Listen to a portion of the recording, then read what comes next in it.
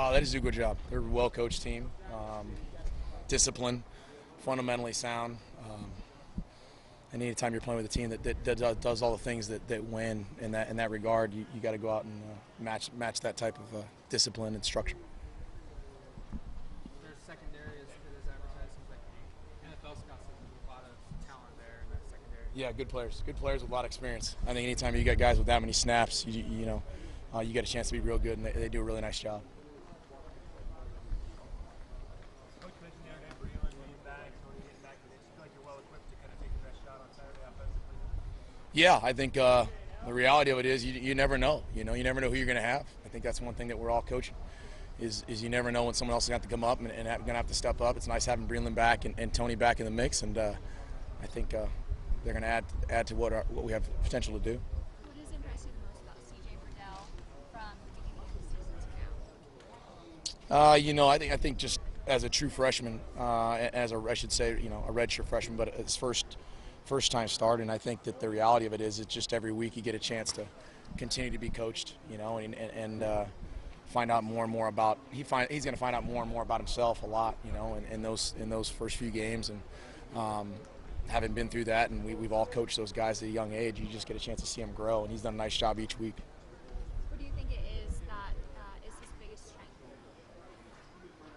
I mean, he's got a bunch of really good. I mean, he's got a lot of really good things. I mean, obviously he's playing really well for us. I mean, his balance, body control, the way he works, and the way he practices probably, the biggest part. He practices really well.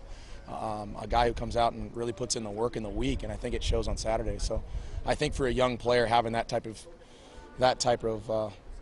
work structure is really the biggest thing that really stands out as a young guy. Most of the times, a lot of times that comes on later as you mature, but he's ahead of the curve. Really. At this point in the season, you get deeper into your playbook, maybe start showing things that teams haven't seen yet.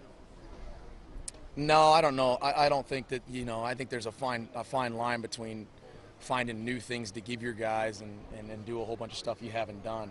I think anyone's going to find little tweaks in here and there, but outside of that, we're believers of doing things one way and having our guys really disciplined in what we do. Not a whole lot of brand new stuff. I'm not big on surprises for our guys. I always say too, during the bye week, position groups and each side of the ball to identify some specific things. Sure. Trying to get overwhelm guys. What were some priorities for you last week?